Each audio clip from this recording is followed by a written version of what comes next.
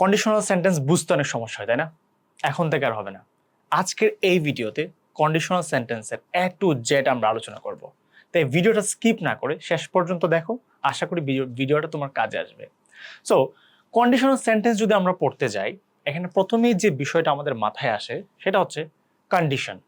তো কন্ডিশন মানে কি? কন্ডিশন মানে হচ্ছে শর্ত। তো কন্ডিশনাল সেন্টেন্স হচ্ছে যে বাক্যে বা যে সেন্টেন্সে কোনো শর্ত থাকে তাকে হচ্ছে কন্ডিশনাল সেন্টেন্স বলে। যদি তুমি আসো তাহলে আমি যাব, যদি আমি মার্কেটে যাই তাহলে একটা ফোন কিনবো। এই যে আমি দুইটা বাক্য বললাম, এই দুইটা বাক্যের মধ্যে কিন্তু শর্ত জড়িত আছে। তার আসার সাথে আমার যাওয়ার সম্পর্ক আছে, আমার মার্কেটে যাওয়ার সাথে একটা ফোন কেনার সম্পর্ক আছে। এটা হচ্ছে একদম সিম্পল ওয়েতে আমি বললাম।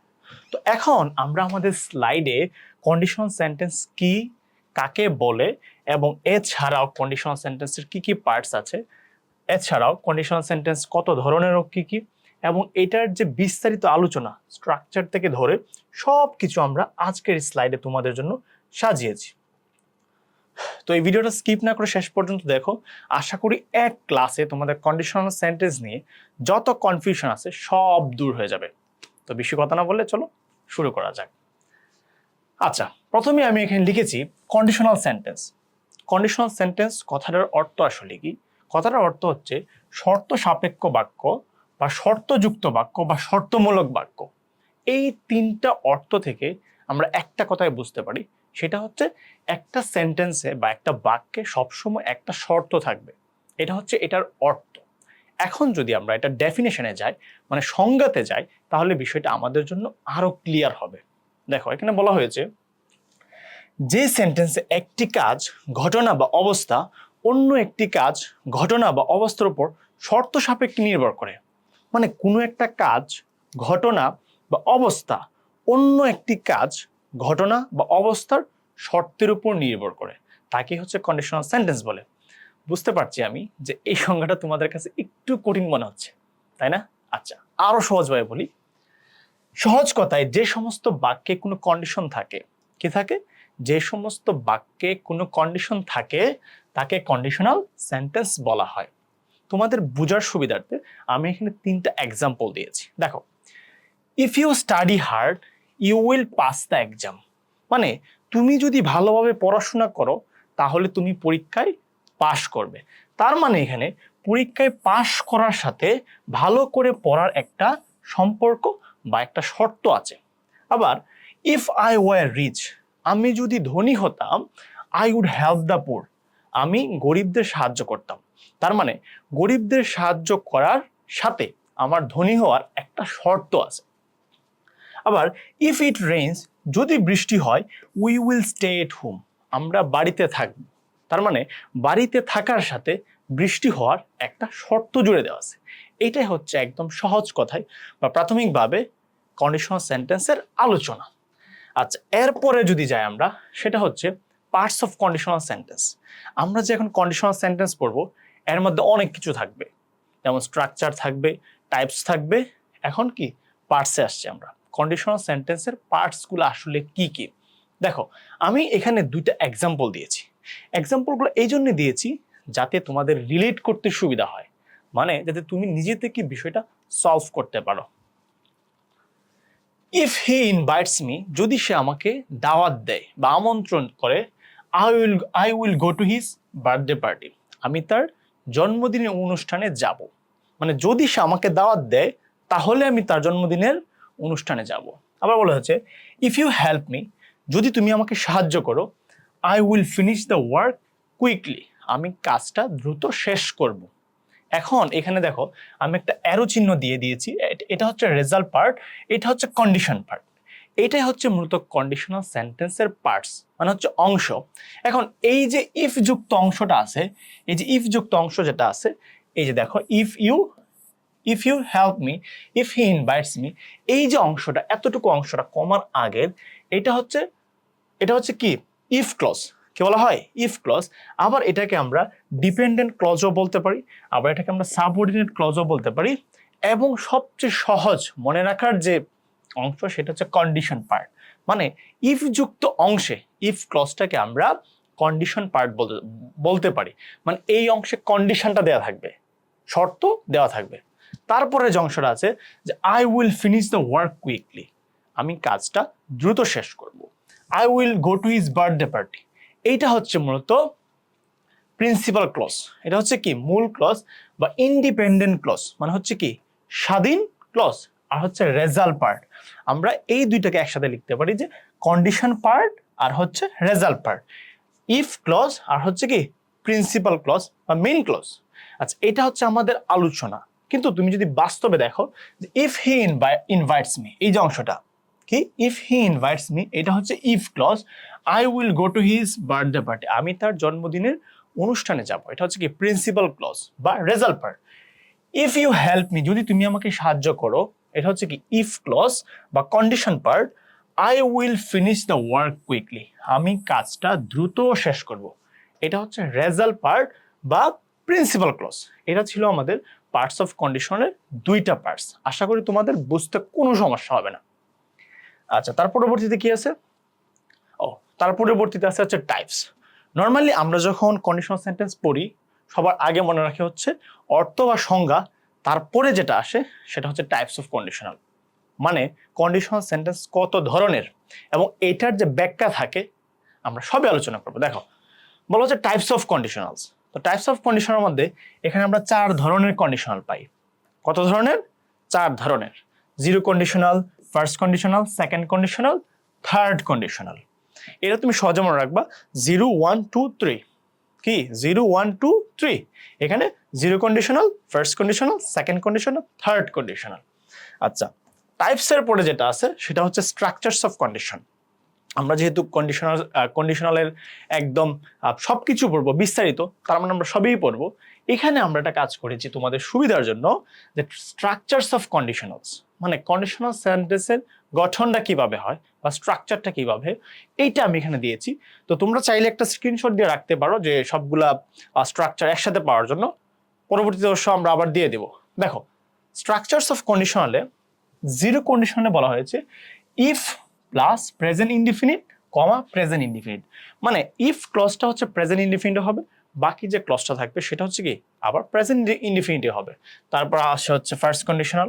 ফার্স্ট কন্ডিশন হচ্ছে ইফ প্লাস প্রেজেন্ট ইনডিফিনিট, পরে হচ্ছে ফিউচার ইনডিফিনিট। মানে ইফ ক্লজটা হবে প্রেজেন্ট ইনডিফিনিটের, আর যে রেজাল্ট পার্ট যেটা আছে সেটা হচ্ছে কি ফিউচার ইনডিফিনিটের হবে। সেকেন্ড কন্ডিশনালে if plus past indefinite, subject হবে উড হবে প্লাস হচ্ছে ভার্বের V1 হবে। থার্ড কন্ডিশনালে if plus past perfect, would have, could have অথবা মাইট হ্যাভ, এটা হচ্ছে ভার্বের পাস্ট পার্টিসিপল। এটা হচ্ছে মানে একটু ভাষা ধারণা আর কি। ভাষা ধারণা না, আমরা একবার ভিতরে চলে যাই। দেখো, এর আগে আমি তোমাদের জন্য আরেকটা কাজ করেছি। কন্ডিশনাল যেহেতু পড়বো, এর মধ্যে আমাদের কিছু নোট করা দরকার, যে নোটগুলো তোমাদের হেল্পফুল বলে মনে হবে, মানে হেল্পফুল হবে আমি মনে করি। দেখো, এখানে বলা হচ্ছে এক নজরে সবগুলোর মূল পার্থক্য। এই যে 4টা কন্ডিশন আমরা বললাম, এটার মধ্যে অবশ্যই একটা পার্থক্য থাকে, তাই না? আচ্ছা, বলা হয়েছে জিরো কন্ডিশনাল। তো জিরো কন্ডিশনাল সবসময় সত্যি হয়। কি হয়? সবসময় সত্যি হয়। এটা হচ্ছে কোনো সায়েন্টিফিক ফ্যাক্ট হতে পারে, হেবিচুয়াল ফ্যাক্ট বা ইউনিভার্সাল ট্রুথ হতে পারে। তারপরে হচ্ছে ফার্স্ট কন্ডিশনাল হচ্ছে ভবিষ্যতে হওয়া সম্ভব, মানে শর্তটা এখন হবে, ভবিষ্যতে তার আউটকাম বা ফলাফল আমরা পাবো। সেকেন্ড কন্ডিশনে কি বলা হয়েছে? যে বর্তমানের কাল্পনিক চিন্তা, মানে এখন তুমি যা কল্পনা করো, বর্তমানে তুমি যা কল্পনা করো অবাস্তব বা অসম্ভব বিষয়, সেটা হচ্ছে সেকেন্ড কন্ডিশনাল। আর থার্ড কন্ডিশনাল হচ্ছে অতীতের আফসোস, মানে এখন এসে তুমি একটা বিষয়ের জন্য আফসোস করতেছো, যে কাজটা তুমি অতীতকালে করেছিলে, অতীতে অনেক আগে করেছিলে, এবং এটার জন্য এখন এসে আফসোস করো। এটা ছিল আমাদের কন্ডিশনের একদম মূল পার্থক্য। আচ্ছা, আমরা যদি একটা একটা করে ভেঙে ভেঙে তোমাদের পড়াই, তোমাদের বুঝতে আরো বেশি সহজ হবে। দেখো, এখন আমরা সরাসরি একদম ভিতরে চলে যাই। প্রথমে যে অংশটা আছে সেটা হচ্ছে কি জিরো কন্ডিশনাল। তো জিরো কন্ডিশনালের সংজ্ঞাটা হচ্ছে এরকম, যে শর্তযুক্ত বাক্য দ্বারা কোনো চিরন্তন সত্য, বৈজ্ঞানিক সত্য বা অভ্যাসগত কাজ বোঝায়, তাকে হচ্ছে জিরো কন্ডিশনাল বলে। এখান থেকে তুমি একটা বিষয় মাথায় রাখো, কি বোঝাবে? চিরন্তন সত্য, মানে যেটা সব সময় সত্য হয়, এটা হচ্ছে কি চিরন্তন সত্য। আরেকটা বোঝাবে বৈজ্ঞানিক সত্য, মানে হচ্ছে কি সায়েন্টিফিক ফ্যাক্ট বোঝাবে। আরেকটা হচ্ছে অভ্যাসগত কাজ, মানে যে কাজটা আমরা স্বভাবগতভাবে করি সেই ধরনের কাজের ক্ষেত্রে যে সেন্টেন্সগুলো হয় তাকে হচ্ছে জিরো কন্ডিশনাল সেন্টেন্স বলা হয়। এখানে আরেকটা সংজ্ঞা দেওয়া আছে, যদি তোমরা চাও এটা পড়ে নিতে পারো, সমস্যা নেই। আমি তোমাদের বোঝার স্বার্থে এই দুইটা সংজ্ঞা দিয়েছি। আচ্ছা, তারপরে জিরো কন্ডিশনাল সেন্টেন্সের আসা হচ্ছে কি স্ট্রাকচার। আমরা যে জিরো কন্ডিশনাল সেন্টেন্স লিখবো বা বিভিন্ন প্রশ্ন সমাধান করব, আমাদের একটা স্ট্রাকচার তো অবশ্যই মেনটেন করতে হবে, তাই না? আচ্ছা, আমি দিয়েছি এখানে দেখো, ইফ প্লাস প্রেজেন্ট ইনডিফিনিট, তারপরে কমা প্রেজেন্ট ইনডিফিনিট। কি দিলাম? If plus present indefinite comma present indefinite. তো এই সংজ্ঞা অনুযায়ী যদি আমরা যাই তাহলে এখানে কয়েকটা এক্সাম্পল আমরা সলভ করতে পারি। ইফ ওয়াটার বয়েলস, যদি পানিকে ফোটাও, ইট টার্নস ইনটু স্টিম, এটা কি হয়ে যায়? বাষ্প হয়ে যায়। দেখো, ইফ ওয়াটার বয়েলস, যদি পানিকে ফোটানো হয়, ইট টার্নস ইনটু স্টিম, মানে হচ্ছে কি এটা সবসময় বাষ্প হবে। মানে তুমি পানিকে যখনই ফোটাবা তখনই সেটা কি হবে? বাষ্প হয়ে যাবে। এটা হচ্ছে আমরা কি ধরতে পারি? একটা চিরন্তন সত্য অথবা একটা বৈজ্ঞানিক সত্য ধরতে পারি।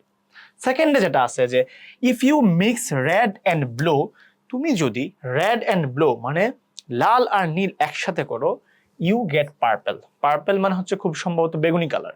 তো তুমি যদি রেড আর হচ্ছে ব্লু একসাথে মিশাও, মানে যখনই মিশাবা তখন কি হবে? এটা তুমি পাবা হচ্ছে পার্পল কালার। এগুলো কি আসে? এগুলো হচ্ছে সাধারণ সত্যের মধ্যে আসে অথবা বৈজ্ঞানিক বা চিরন্তন সত্যের মধ্যে কিন্তু পড়তেছে। এটাই হচ্ছে তোমাদের জিরো কন্ডিশনাল। সেম ওয়েতে if plants don't get water, যদি প্ল্যান্টস মানে হচ্ছে কি চারা গাছ, ডোন্ট গেট ওয়াটার পানি না পায়, দে ডাই, তারা মারা যায়। সেম ওয়েতে if the sky turns dark, if it rains heavily, মানে আকাশে যদি ভারী বৃষ্টি হয় তাহলে আকাশটা কি হয়? ডার্ক হয়ে যায় বা অন্ধকার হয়ে যায়। এই যে আমরা সেন্টেন্সগুলো লিখেছি দেখো, সবগুলা কিন্তু এই তিনটার মধ্যেই পড়তেছে। একটা হচ্ছে চিরন্তন সত্য, আর একটা হচ্ছে বৈজ্ঞানিক সত্য, অথবা একটা হচ্ছে অভ্যাসগত যে কাজ সেটার মধ্যে পড়ছে। তার মানে আমাদের জিরো কন্ডিশনাল চিনতে খুব বেশি অসুবিধা হয় না। এবং এটার যে দুইটা পার্ট আছে, এই দুইটা পার্টে কিন্তু কি হয়? ইট টার্নস, ওয়াটার বয়েলস, হ্যাঁ, মিক্স, তারপর হচ্ছে get purple, if you plants don't get water, হ্যাঁ, এই যে অংশগুলো আছে সবগুলো কিন্তু কি প্রেজেন্ট ইনডিফিনিটের মধ্যে পড়ছে। আচ্ছা, তারপর আমরা যাব হচ্ছে ফার্স্ট কন্ডিশন। জিরো কন্ডিশনের পরে হচ্ছে আমাদের ফার্স্ট কন্ডিশন। তো এই ফার্স্ট কন্ডিশনটা হচ্ছে আমরা আমাদের দৈনন্দিন জীবনে আমাদের বন্ধু বান্ধব বা মা বাবার সাথে যেসব ধরনের কথাবার্তা বলি সেগুলোই হচ্ছে মতো ফার্স্ট কন্ডিশনাল সেন্টেন্সের ভেতরে পড়ে। আচ্ছা, এটার সংজ্ঞাটা যদি আমরা দেখি আমাদের জন্য বিষয়টা ক্লিয়ার হয়।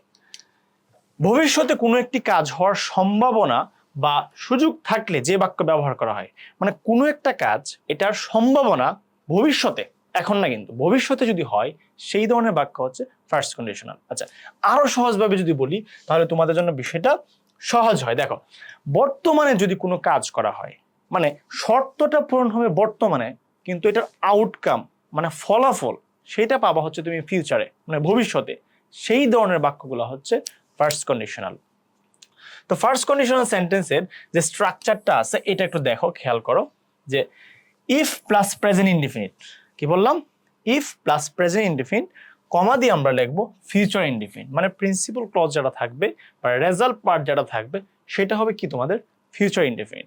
আচ্ছা, এটা থেকে তোমাদের একটু আনইজি লাগছে না যে if plus present simple, subject will plus ভার্বের বেস ফর্ম, তাই না? আচ্ছা দেখো, আমি যদি এই ডেফিনেশনের এই স্ট্রাকচারের কয়েকটা এক্সাম্পল দেই তাহলে বিষয়টা আরো সহজভাবে বুঝতে পারবে। যে ইফ ইউ স্টাডি হার্ড, যদি তুমি ভালোভাবে পড়াশোনা করো, you will pass the exam, তুমি পরীক্ষায় পাশ করবে। এই বিষয়টা একটু নিজের জীবনের সাথে রিলেট করো, যে তুমি যদি এখন ভালো করে পড়াশোনা করো তাহলে পরীক্ষার সময় মানে ভবিষ্যতে তুমি ভালো ফলাফল করবে, মানে তুমি পরীক্ষায় পাশ করতে পারবে। এখানে আমরা কি পেলাম? ইফ ইউ স্টাডি, কি আসলো এখানে? ইফ ইউ স্টাডি, এটা হচ্ছে প্রেজেন্ট, সাবজেক্ট প্লাস ভার্বের V1। তারপর হচ্ছে ফিউচার ইনডিফিনিট, কি আসলো? সাবজেক্ট প্লাস উইল প্লাস কি ভার্বের V1। Okay, if they offer him the job, he will accept it. এখানে এটা বোঝাচ্ছে ইফ দে মানে কোনো একটা কোম্পানিকে বোঝাচ্ছে যে যদি তারা তোমার বন্ধুকে একটা জব অফার করে তাহলে সেটা সে অ্যাকসেপ্ট করবে। মানে এখন যদি সে এখন যদি কোম্পানি তাকে কি করে অফার করে তাহলে সে সেটা ভবিষ্যতে বা পরে গ্রহণ করবে বা অ্যাকসেপ্ট করবে। সেম ওয়েতে যদি আমরা দেখি, if the weather is good, যদি আবহাওয়াটা ভালো হয়, we will go for a picnic, মানে আমরা পিকনিকে যাব। এখন যদি ভালো হয় তাহলে পরে আমরা কি করব, পিকনিকে যাব। এই যে if the weather is good we will go for a picnic, এই যে will plus go, will plus কি ভার্বের V1। সেম ওয়েতে ইফ হি কলস মি, যদি সে আমাকে ডাকে, আই উইল অ্যান্সার ইমিডিয়েটলি, মানে কি আমি তাকে তাৎক্ষণিকভাবে তার উত্তর দিব।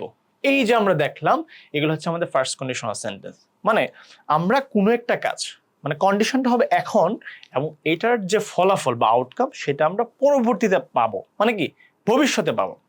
আচ্ছা, এখানে আমি একটা নোট রেখেছি তোমাদের জন্য, যে তবে চাইলে মেইন ক্লজকে শুরুতে রেখেও আমরা বাক্য গঠন করতে পারি। সেক্ষেত্রে বাক্যের গঠন হবে নিম্নরূপ। গঠনটা হবে হচ্ছে মূলত এরকম, এখানে কি ছিল, দুইটা পার্ট ছিল, একটা হচ্ছে ইফ ক্লজ, একটা হচ্ছে কি principal clause.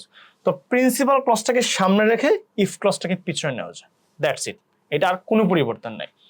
I will stay at home if it rains, মানে যদি বৃষ্টি হয় তাহলে হচ্ছে আমি বাড়িতে থাকবো। তাহলে দেখো এখানে ইফ ইট রেইনস মানে কি, যদি বৃষ্টি হয়, if clause. I will stay at home, আমি হচ্ছে বাড়িতে থাকবো। সেম ওয়েতে we will start the meeting if she comes early, যদি সে তাড়াতাড়ি আসে তাহলে আমরা মিটিংটা শুরু করব। এটা হচ্ছে আমাদের প্রিন্সিপাল ক্লজ এবং এই অংশটা হচ্ছে কি আমাদের ইফ ক্লজ। এটা হচ্ছিল আমাদের ফার্স্ট কন্ডিশনালের একদম আলোচনা। আচ্ছা, তারপরে আসা হচ্ছে সেকেন্ড কন্ডিশনাল। তো নর্মালি জিরো কন্ডিশনাল আর ফার্স্ট কন্ডিশনাল নিয়ে তোমাদের কোনো কনফিউশন থাকে না, নর্মালি থাকে না, কিন্তু সমস্যাটা হয় যখন আমরা সেকেন্ড কন্ডিশনালে আসি, কারণ সেকেন্ড কন্ডিশন আর থার্ড কন্ডিশনের মধ্যে একটু ঝামেলা হয়। তো আশা করি এই ভিডিওটা দেখার পরে আর তোমার কোনো সেকেন্ড কন্ডিশন থার্ড কন্ডিশন নিয়ে কোনো ঝামেলা হবে না। বলা হয়েছে যে বর্তমান বা ভবিষ্যতের কোনো কাল্পনিক, অবাস্তব, অসম্ভব শর্ত বোঝাতে যে বাক্য ব্যবহার করা হয়। এখানেও তুমি তিনটা বিষয় নোট করবা। কি কি বললাম, যে বর্তমান বা ভবিষ্যতের বিষয়টা হবে কাল্পনিক, কি হবে কাল্পনিক, তারপর হবে অবাস্তব, তারপর হচ্ছে কি অসম্ভব। এই তিন ধরনের শর্ত বোঝালে এটা হচ্ছে সেকেন্ড কন্ডিশনাল। কি কি, কাল্পনিক, অবাস্তব, অসম্ভব, এই তিন ধরনের শর্তের জন্য যে বাক্য ব্যবহার করা হয় এটা হচ্ছে সেকেন্ড কন্ডিশনাল। এই ধরনের শর্তগুলো সাধারণত বাস্তবতার সাথে মিলে না, মানে বাস্তব এটা ঘটে না, কিন্তু বা সত্যি হওয়ার সম্ভাবনা খুবই থাকে। এটা সবসময় কল্পনা বা অসম্ভব বা অবাস্তবের মধ্যেই থাকে। আচ্ছা, এটা স্ট্রাকচারটা হচ্ছে if plus past indefinite subject comma subject would could plus হচ্ছে ভার্বের V1। এই স্ট্রাকচার দেখে নর্মালি একটু ভয় লাগে না, স্ট্রাকচার দেখে তো আসলে লিখতে পারি না, কিন্তু সংজ্ঞা অনুযায়ী যদি আমরা লিখি তাহলে কিন্তু স্ট্রাকচার ঠিকই বের করে ফেলতে পারি। দেখো, যে if I won the lottery I would buy an island, যদি আমি লটারিটা জিততাম তাহলে আমি একটা দ্বীপ কিনে ফেলতাম। এটা কি, তুমি হচ্ছে রুমে শুয়ে শুয়ে এই চিন্তা করতেছো যে আমি যদি লটারি জিততাম তাহলে একটা দ্বীপ কিনে ফেলতাম, অনেকগুলা গাড়ি কিনে ফেলতাম, একটা ফ্ল্যাট কিনে ফেলতাম। কিন্তু বাস্তব অর্থে তুমি লটারিও জিতো নাই, তোমার দ্বীপও কিনা হয় নাই, গাড়িও কিনা হয় নাই, ফ্ল্যাটও কিনা হয় নাই। এটা হচ্ছে তোমার সেকেন্ড কন্ডিশনাল। তারপরে যদি আমরা যাই, if I had more time, যদি আমার অনেক সময় থাকতো, I would learn to play guitar, আমি হচ্ছে গিটার বাজানো শিখতাম।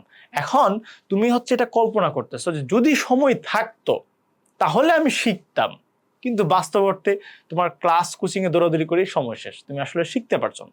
তার মানে হচ্ছে কি, এটা হচ্ছে অবাস্তব বা কাল্পনিক।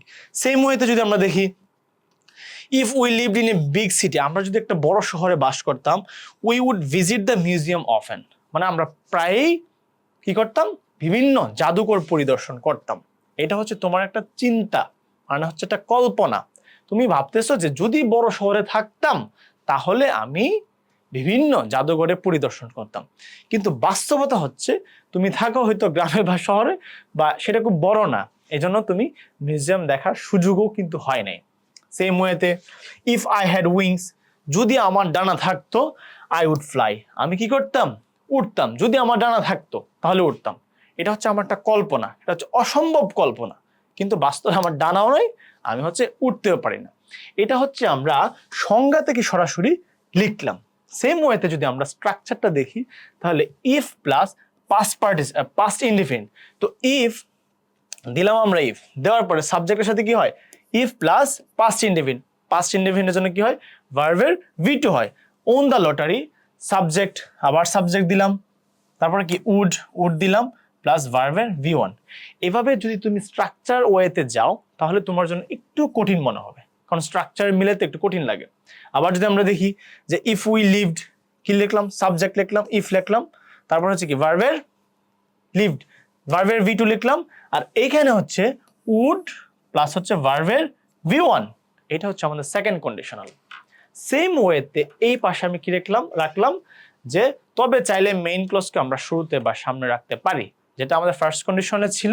এগুলো হচ্ছে তুমি সেম দেখো, তুমি এখান থেকে দেখে তারপর তুমি এখানে স্ট্রাকচারটা দেখো, স্ট্রাকচারটা দেখে সেম ওয়েতে করো।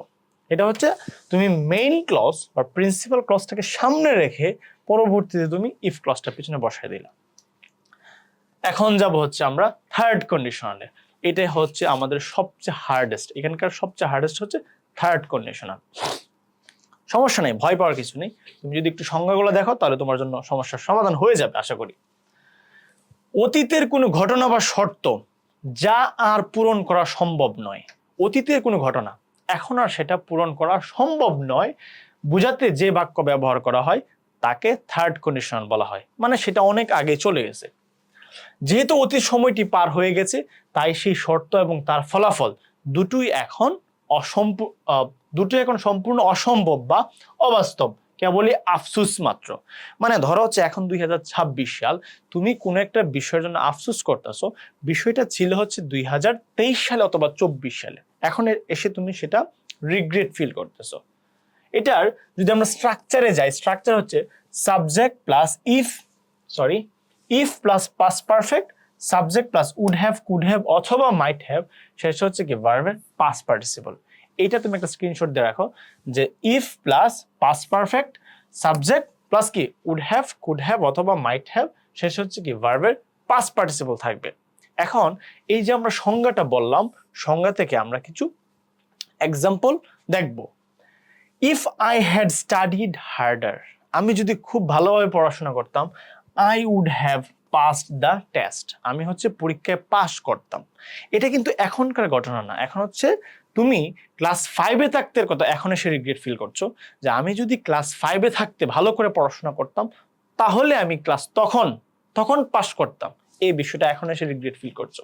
তারপর হচ্ছে if she had left earlier, যদি সে তাড়াতাড়ি বের হতো, she would have caught the bus, সে বাসটা ধরতে পারতো। এখন হচ্ছে রাত, এখন এই যে ঘটনাটা আমরা বললাম এটা হচ্ছে সকালের, যে যদি সে সকালবেলায় তাড়াতাড়ি বের হতো তাহলে 11টার যে বাস ছিল ওইটা ধরতে পারতো। আর এটা রিগ্রেট ফিল করছি আমরা কখন, এখন এসে রাতে এসে রিগ্রেট ফিল করছি। সেম ওয়েতে if they had told me, যদি তারা আমাকে বলতো, I would have help them, আমি তাদেরকে সাহায্য করতাম। এটা হচ্ছে ধরো ক্লাস 9-এর একটা ঘটনা যে তোমার ফ্রেন্ডের কিছু টাকা প্রয়োজন ছিল কিন্তু সে তোমাকে বলে নাই, যে যদি তারা বলতো আমাকে তাহলে আমি তখন সাহায্য করতাম। এখন এই বিষয়টা হচ্ছে অতীতের একটা আফসোস। সেম ওয়েতে if we had known about the party we would have gone, আমরা চলে যেতাম। If she had saved more money, যদি সে অনেক টাকা জমাতো, আই উড হ্যাভ এখানে বলছে if I had saved more money, যদি আমি অনেক টাকা জমাতাম, আই উড হ্যাভ বট এ কার। ধরো একটা ব্যবসা ছিল তোমার, হ্যাঁ, তুমি যখন হচ্ছে 15 বছর বয়স ছিল তোমার, তো তুমি অনেক টাকা পয়সা এখান থেকে ইনকাম করতা এবং এই টাকাটা তুমি সব নষ্ট করে ফেলছো রেস্টুরেন্টে বা ঘোরাঘুরি করে। এখন এসে তোমার বুঝ হয়েছে যে আগে যদি ওই টাকাগুলো সেভ করতাম তাহলে আমার একটা বাইক থাকতো অথবা একটা গাড়ি থাকতো। এই ছিল হচ্ছে আমাদের থার্ড কন্ডিশনাল। এখন এখানে যে আমরা 4টা কন্ডিশন পড়ালাম, এখানে সবচেয়ে গুরুত্বপূর্ণ বিষয় তুমি কিভাবে মনে রাখবা। প্রথমত হচ্ছে তুমি চিনে রাখবা, কিভাবে চিনে রাখবা, যে এটা সংজ্ঞা দিয়ে চিনে রাখবা যে কোনটার সাথে কোনটা রিলেট করতে পারো, এটা হচ্ছে এক বিষয়। আর তুমি যেটাতে পেস লাগিয়ে দাও সেটা হচ্ছে স্ট্রাকচার। কি বললাম, প্রত্যেকটা কন্ডিশনের স্ট্রাকচার আমি তোমাকে আগে দিয়ে দিয়েছি, একটু আগে সবগুলা 4টা একসাথে লিখেছিল। এই 4টা একসাথে রেখে তারপরে হচ্ছে তুমি প্র্যাকটিস করবা, তাহলে তোমার কন্ডিশনাল নিয়ে আর কোনো সমস্যা হবে না। দেখো নেক্সট পেজে যদি আমরা যাই, এটা হচ্ছে মিক্সড কন্ডিশনাল। তো মিক্সড কন্ডিশনালটা এখন আমি আসলে তোমাদেরকে বুঝাতে চাচ্ছি না, তবে তোমরা দেখো একটা স্ক্রিনশট দিয়ে এটা কিছু করতে পারো কিনা। হ্যাঁ, এটা কেন বোঝাতে চাচ্ছি না, কারণ তুমি যদি ফার্স্ট টাইমে এই ভিডিওটা দেখো, মানে কন্ডিশনাল সেন্টেন্স যদি প্রথমবারই দেখো, তাহলে তোমার সেকেন্ড কন্ডিশনাল আর থার্ড কন্ডিশনাল এটাতে তুমি প্যাচ লাগিয়ে দিবা। তো কয়েকবার প্র্যাকটিস করলে তোমার সেই কনফিউশনটা দূর হবে। তো এটা দিয়ে আমি আসলে আর কনফিউশন বাড়াতে চাচ্ছি না, কারণ মিক্সড কন্ডিশনাল দিলে এখানে থার্ড কন্ডিশনালের সাথে সেকেন্ড কন্ডিশনাল হয়, সেকেন্ড কন্ডিশনালের সাথে থার্ড কন্ডিশনাল হয়, থার্ডের সাথে সেকেন্ড হয়, মানে দুইটা কন্ডিশনাল একসাথে হয়ে গেলে তুমি এটা বুঝতে পারবে না। এই জন্য আগে first conditional, second conditional, third conditional এই তিনটা ভালো করে পড়ো, এবং সেকেন্ড কন্ডিশনাল আর থার্ড কন্ডিশনের মধ্যে যে কনফিউশন আছে সেইটা আগে দূর করো। পরে তুমি ইচ্ছা করলে মিক্সড কন্ডিশনাল যেটা আছে তাহলে তুমি সেটা পড়তে পারবা। আর আশা করি এখানে সমস্যা হবে না। আর এটা আমি যেভাবে দিয়েছি তোমাকে, হ্যাঁ, বাংলা লেখাটা যেভাবে দিয়েছি, তোমার বুঝতে আশা করি কোনো সমস্যা হবে না। আচ্ছা, তারপরে কি আছে দেখো। ও ওকে, তারপর হচ্ছে এক্সারসাইজ ফর ইউ। এই যে এত ধৈর্য ধরে এতক্ষণ ধরে এতগুলা কন্ডিশন, আমরা 4টা কন্ডিশন আমরা পড়লাম, তো এখান থেকে তুমি কি বুঝতে পারছো না পারছো, এই জন্য আমি তোমাকে একটা এক্সারসাইজ দিয়েছি। এক্সারসাইজ ফর ইউ, আমি এখানে 10টা কন্ডিশনাল সেন্টেন্স দিয়েছি, 1 2 3 4 5 6 7 8 9 10। এখানে 10টা হচ্ছে 10 রকমের কন্ডিশনাল। তো তুমি এটা হচ্ছে খাতায় নোট করো, খাতায় নোট করে নিজে নিজে সলভ করো। তুমি এখানে সংজ্ঞা এবং যে স্ট্রাকচার ঘটনা অনুযায়ী এটা সলভ করতে পারো কিনা আগে দেখো। যদি এটা পারো, এবং আমি আশা করি তুমি পারবে, যদি ভালোভাবে মনোযোগ দিয়ে ক্লাসটা করে থাকো, আশা করি সমস্যা হবে না। তো এতটুকুই ছিল আসলে আমাদের কন্ডিশনালের ক্লাস। তো আশা করি তোমাদের ক্লাসটা ভালো লেগেছে, এবং এটা নিয়ে সমস্যা হওয়ার কথা না। আর যদি সমস্যা হয় তাহলে তুমি 2বার করো ক্লাসটা, মানে যে কারো ক্লাসেই করো, আমার ক্লাসে আমি বলতেছি এরকম না, মানে যে কোনো টিচারের ক্লাস তুমি যখন করবে তখন সেটা 2বার 3বার যখন করো তখন বিষয়টা আরো ক্লিয়ার হয়, বুঝতে সুবিধা হয়। আর এটা এমন কিছু না যে তোমার বুঝতে অনেক কিছু করতে হবে। সো এতটুকুই ছিল। তো ভালো থাকো, আল্লাহ হাফেজ।